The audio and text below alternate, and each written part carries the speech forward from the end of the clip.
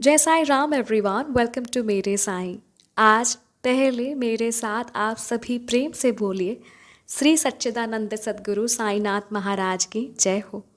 देखिए, साईं नाम में इतनी शक्ति है ना, इतनी शक्ति है कि अगर आप सच्चे भाव से, प्रेम से, निष्ठा से उनके नाम ले, साईं का नाम ले, तो एक मृत व्यक्ति भी पुनः जीवित हो जाए। हम सभी ने साईं सच्चरित्र जी से पढ़ा है, ये हमें जानने को मिला है कि दासगणु जी अपने कीर्तन के माध्यम से बहुत जगह में साईं बाबा के बारे में प्रचार किया है, ठीक है।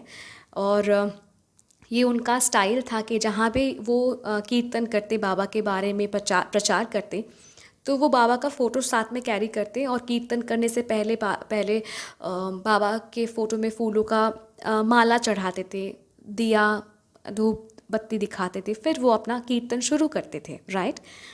तो आई एम श्योर आप सभी ने ये वाला मतलब सच्ची घटना जो है आप सभी ने सुना होगा। अगर नहीं सुना तो मैं बहुत शॉर्ट में बताती हूँ।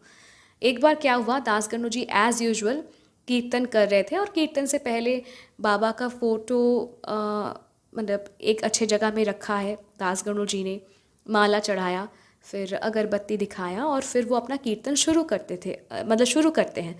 और जहाँ वो कीर्तन कर रहे थे, पास से ही ना एक डकैत का दल गुजर रहा था और वो डकैत का दल अपने साथी डकैत का अर्थी लेके जा रहा था, ठीक है।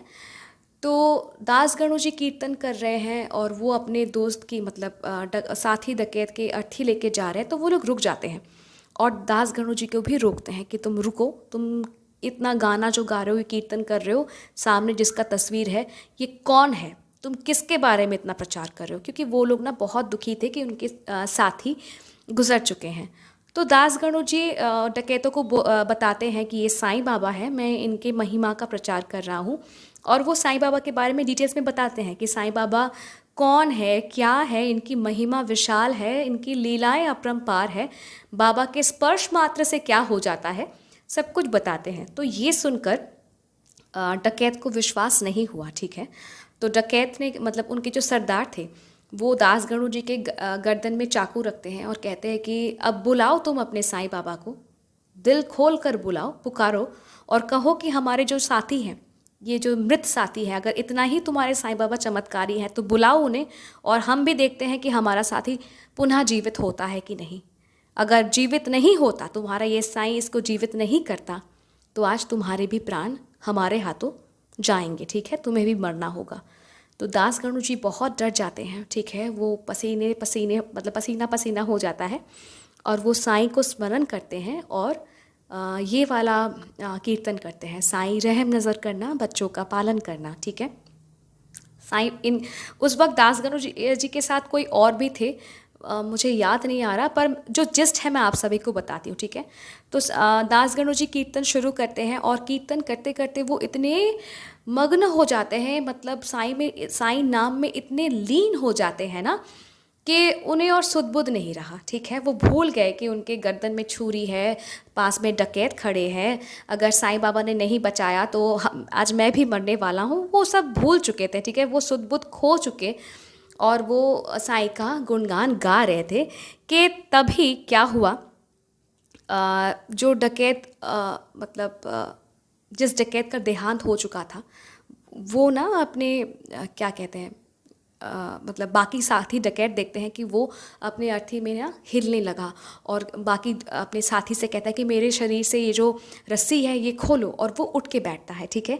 जिसे देख के बाकी सब डकैत चौंक जाते हैं कि ये क्या हुआ, क्या ये भी संभव है। तो जी हाँ, यही संभव है।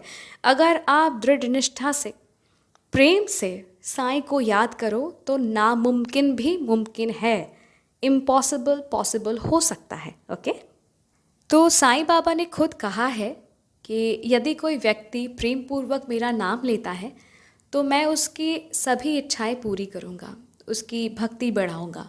जो मेरा नाम लेता है, मेरी पूजा करता है, मेरी कथाओं और मेरे जीवन के बारे में सोचता है और इस प्रकार हमेशा मेरा स्मरण करता है, उन्हें सांसारिक वस्तुओं और संवेदनाओं का कैसे भान हो सकता है। बाबा ने ये भी कहा है कि मैं अपने भक्तों को मृत्यु के मुंह से निकाल लाऊंगा। यदि मेरी कथा सुनी जाए तो सभी रोग दूर हो जाएंगे। इसलिए मेरी कथाओं को आदरपूर्वक सुनो और उन पे विचार करो, उनका ध्यान करो, उन्हें आत्मसात करो। ये सुख और संतोष का मार्ग है।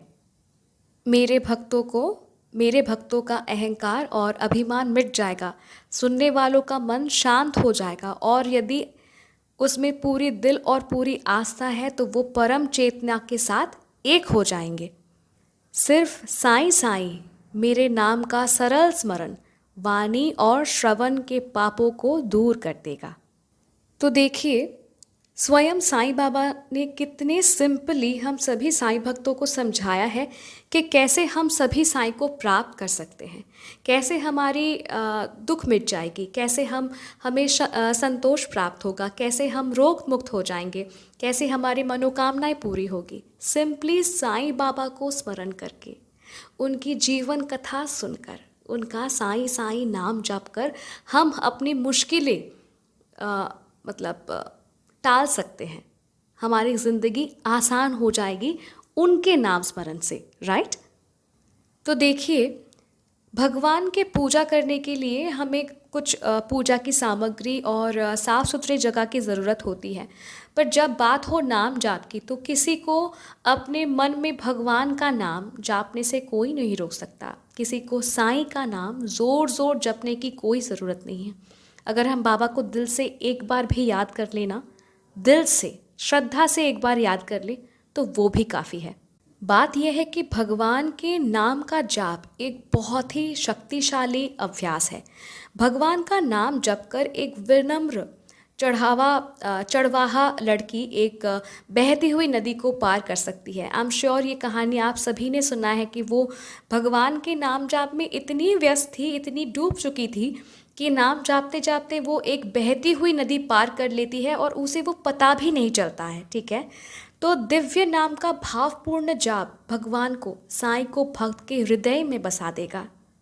जो भी व्यक्ति निरंतर और उत्साहपूर्वक साईं के नाम का जाप करता है वो गुणों के सागर बन जाते हैं। समझने वाली बात यह है कि नाम एक बीज की तरह है। इसे मानव हृदय की भूमि में बोने पर इसकी जड़ें गहरे और व्यापक हो जाएंगी और एक विशाल वृक्ष बन जाएगा। इसके बाद धीरे धीरे पेड़ शक्ति को अवशोषित कर लेता है भगवान का और एक मनोकामना पूर्ण करने वाला वृक्ष बन जाता है। बात बहुत सिंपल है कि एक भक्त जब कंटिन्यूअसली भाव विभोर होकर भगवान का नाम जाप करते हैं तो वो इंसान भगवान के प्रेम में लीन हो जाते हैं और आनंद का अनुभव करते हैं। और वो आनंद ना बहुत प्योर होता है, बहुत प्योर। देखिए, जैसे एक पिता अपने बच्चे को अपने कद के बराबर बड़ा होता देखकर खुश होते हैं ना, ठीक वैसे ही भगवान स्वयं को उस भक्त के हृदय में बंदी बना लेते हैं जिसके मन में हमेशा भगवान, जिसका मन हमेशा भगवान में रहता है, ठीक है, जो हमेशा भगवान के बारे में सोचता है। तो आइए मेरे साईं परिवार, हम कलयुग में मानव जाति को पापों के दलदल से बचाने के लिए शिरडी में अवतरित हुए भगवान साईं के नाम का जाप को अपने जीवन के प्राण वायु बनाएं। चाहे हम जहाँ भी हो, कोई भी काम कर रहे हो, मन में निरंतर जाप करते रहें, ठीक है। जय साईं राम।